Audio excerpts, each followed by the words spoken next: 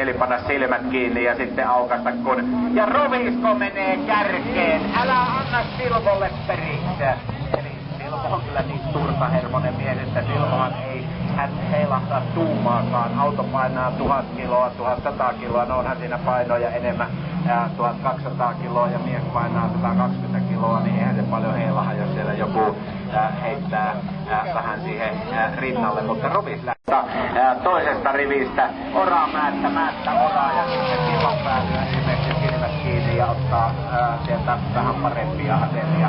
Muuta ei nimittäin paljon voi tehdä, kun laskee nilkkasuoraan tuonne pääsuoran jälkeiseen kaarteeseen. Ja mitä? Kujalahan siellä tulee sitten. Kujala oli se, joka luikatti kuin varkain tuolta sisältä kakkospaikalle.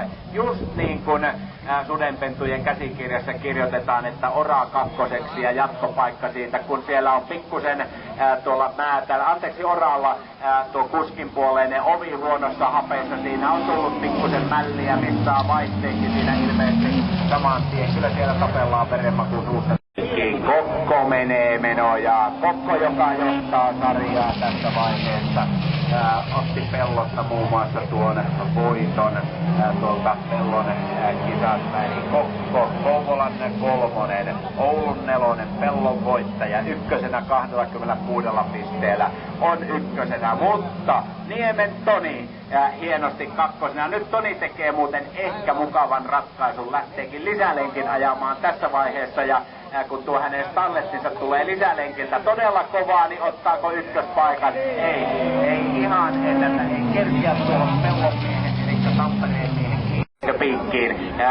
Ei. Ja siellä lentää auton kappaleita. Kanerva menee ykkösenä ja siellä on pikkusen osaa ilmassa, mutta ei mitään. Ja Suvun ja Savun ja Pöllyn hämmennestä katsomme, että nouseeko sieltä kuka ykkösenä. Numero 2 tulee ykkösenä sieltä. Eli Janne Kanerva, joka on kakkosena sarjassa tässä vaiheessa 22 pisteellä. Kouvola 4, 2, Oulusta 5, Pellosta pitää ykköspaikkaa. Mattila lähti tässä vaiheessa lisälenkille. Peko ajaa lisälenkin pois. Pääseekö nousemaan siitä?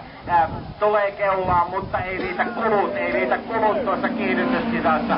Nyt Peko, hän ottaa todennäköisesti kyllä kaikkensa yrittäen tuon Kanervan kiinni. Ja siinä vaiheessa, kun Kanerva lähtee lisälenkille, niin hän ei anna sitten tuumaakaan periksi.